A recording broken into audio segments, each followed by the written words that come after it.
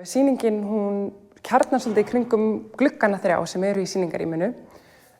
Fyrir 2 af þessum gluggum eru sólarsellur sem eru settar utan á húsið og skyggja svolítið á dagsbirtuna sem kemur inn í rýmið. Og þessar sólarsellur eru tengdar við skjána 2 sem eru í rýminu og þær keyra eða knýja þessa skjái. Þetta er eins konar ljóstillífandi innsetning þar sem að sú orka sem kemur inn hverju sinni hún hefur gagnvirk áhrif á hvað er að eiga sér stað í rýminu sjálfu. Bæði hefur hún áhrif á vídeóverkið sem er í sýningunni og jafnframt hefur dagsbirtan áhrif á aðra skúlptúra í sýningunni sem eru kartöflur og valhnetur sem eru að spíra og vaxa. Og mér langaði til þess að búa til sýningu þar sem að svona nánasta umhverfið hefði bein áhrif á hvað væri í gangi á sýningunni sjálfu.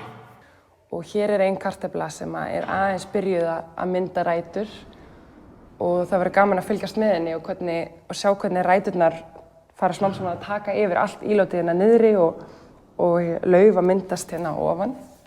Og jafnframt í vídeóinu sjálfu, þar eru líka kartöflur og valhnetur sem eins og svona að rúlla rýmið.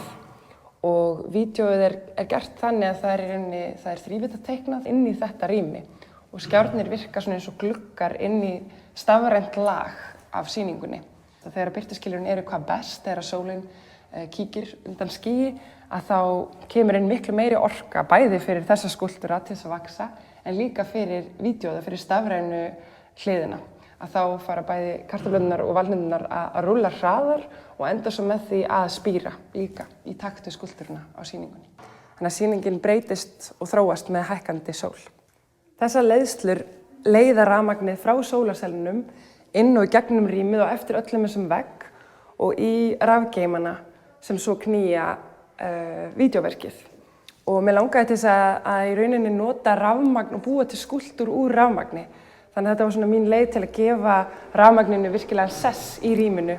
Að nota langar leiðslur og leiða þær svona eftir skúlptúrum hérna eftir öllum veggnum. Þannig að þessi skúlptúrar eru málmsteyptar greinar og þeirra tilgangur er svona að lyfta upp rafmagninu og flytja það frá einum stað til annars. Fyrir mér fjallar sýningin mjög mikið orku og svona að það hvernig orka breytist, verður aldrei til ný eða klárast ekki, heldur bara breytist og tekur á sig ný form.